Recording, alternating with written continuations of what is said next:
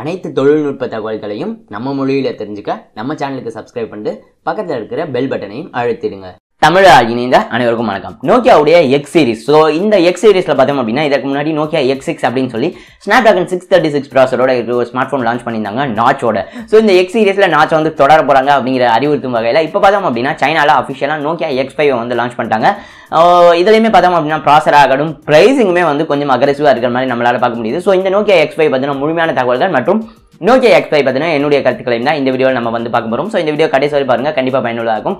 மேலும் நம்ம சேனலை நீங்கள் என்ன ஃபேஸ்புக், ட்விட்டர், இன்ஸ்டாகிராமில் ஃபாலோ பண்ணல அப்படின்னா பலவிதமான அப்டேட்ஸ் மிஸ் பண்ணுறீங்க. ஸோ மறந்துடாம ஃபாலோ பண்ணுங்க. இப்போ நோக்கியா X5 பற்றி பார்க்கலாம்.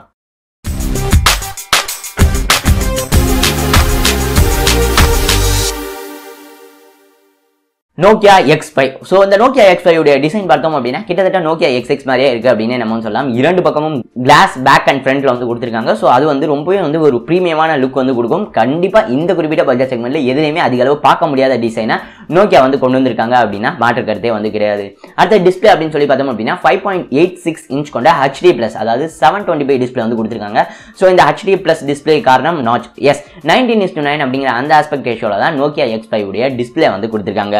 அடுத்தது ப்ராசர் அப்படின்னு சொல்லி பார்த்தோம் அப்படின்னா மீடியாடெக்கு வந்து போயிருக்காங்க. மீடியாடெக் உடைய Helio P60 ப்ராசர் வந்து பயன்படுத்திருக்காங்க. இந்த மீடியாடெக் Helio P60 பார்த்தோம் அப்படின்னா ஆல்ரெடி நம்ம வந்து Realme 1ல வந்து பார்த்திருக்கோம். ஸோ பெர்ஃபார்மன்ஸ் ரொம்பவே வந்து நல்லா இருக்கும்.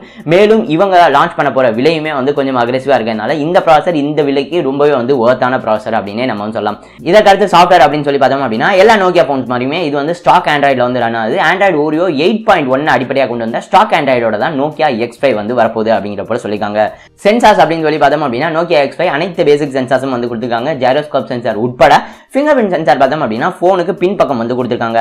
பட் இந்த ஸ்மார்ட் போன் வந்து ஃபேஸ் அன்லாக் ஃபீச்சர் இருக்கா என்ன அப்படிங்கிற போல எந்த ஒரு அஃபிஷியலான மென்ஷனும் நம்மளால வந்து பார்க்க முடியல. ஸோ அதை வந்து இந்தியா லான்ச் அப்ப நம்ம வந்து வெயிட் பண்ணி தான் பார்க்கணும்.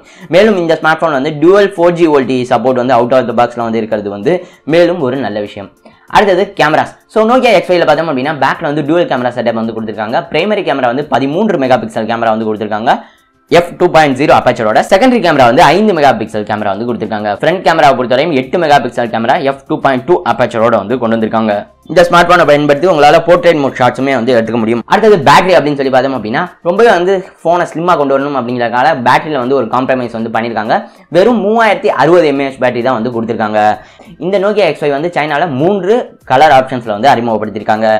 கடைசியில் விலை அப்படின்னு சொல்லி பார்த்தோம் அப்படின்னா 3GB RAM 32GB இன்டர்னல் மெமரியோட இருக்கிற பேஸ் வேரியன்ட் அது பார்த்தோம் அப்படின்னா 999 yuan, அதாவது கிட்டத்தட்ட இந்திய மதிப்பில் 10,000 ரூபாய்க்கும் 4GB RAM 64GB இன்டர்னல் மெமரியோட இருக்கிற அந்த மாடல் பார்த்தோம் அப்படின்னா 1399 yuan, அதாவது கிட்டத்தட்ட இந்திய மதிப்பில் 14,000 ரூபாய்க்கும் வந்து லான்ச் பண்ணியிருக்காங்க. இந்த குறிப்பிட்ட 10,000 ரூபாய்க்கு இந்தியாவில் வந்துச்சு அப்படின்னா ரொம்பவே நல்லா இருக்கும். பட் அது வந்து வராது அப்படிங்கிறத நம்மளால கன்ஃபார்மாகவே சொல்ல முடியும். பிகாஸ் நோக்கியாவை பொறுத்த வரைக்கும் பார்த்தோம் அப்படின்னா சைனா லான்ச் பண்ணுற ப்ரைஸை விட கொஞ்சம் அதிகமாக தான் இந்தியாவுக்கு வந்து கொண்டு வந்துட்டு இருக்காங்க. 10,000 ரூபாய்க்கு வந்தாங்க அப்படின்னாக்கா மீடியாடெக் Helio P60 ப்ராசராக இருக்கணும். இதோடைய டிசைனுக்காகவே பார்த்தோம் அப்படின்னா ஒன் ஆஃப் த பெஸ்ட் பையாக இருக்கும் 10,000 ரூபாய்க்கு. பட் அவங்க கொண்டு வர மாட்டாங்க. ஸோ 12,000 அந்த ரேஞ்சில் பேஸ் வேரியன்ட் இருந்தாலுமே வந்து ஒரு நல்ல பிக்காக தான் இருக்கும். நோக்கியா லவர் ஸ்டாக் ஆண்ட்ராய்டு வேணும் அப்படின்னு சொல்லி நினைக்கிற எல்லாருக்கும் அது வந்து ஒரு நல்ல பிக்காக தான் இருக்கும்.